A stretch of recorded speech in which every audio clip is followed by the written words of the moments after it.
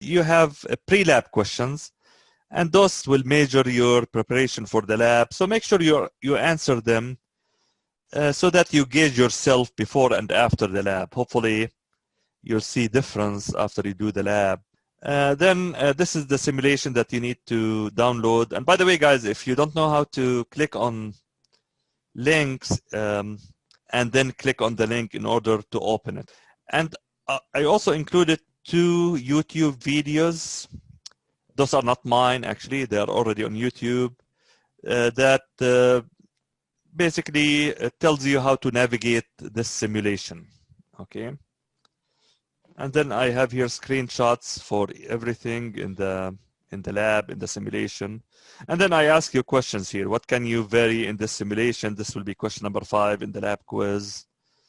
So make sure you go over the procedure, write down the answers for each question here. Question number 5, write down the answer.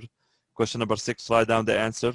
Then when you start the lab assessment or the lab quiz, you'll be answering the questions based upon the answers you have, okay, and on that you recorded already. You have to select, of course, the correct answer because it will be multiple choice.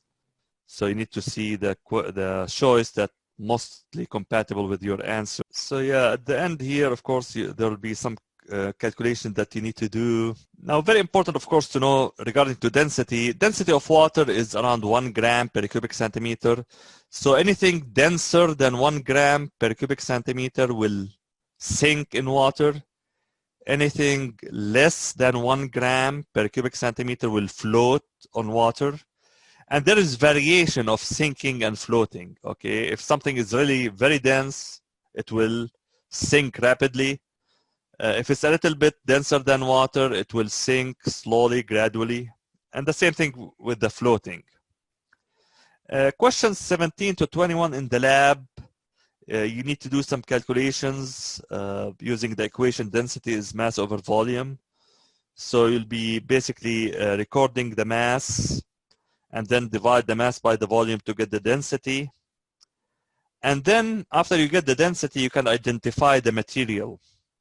And I gave you here a table at the bottom, this table here, that shows you various materials and their density value, okay?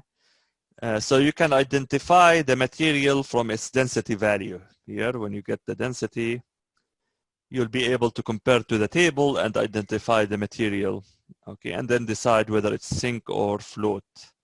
Of course, it will sink if it's more than 1 gram per cubic centimeter, meaning denser than water, and it will float if it's less than 1 gram per cubic centimeter.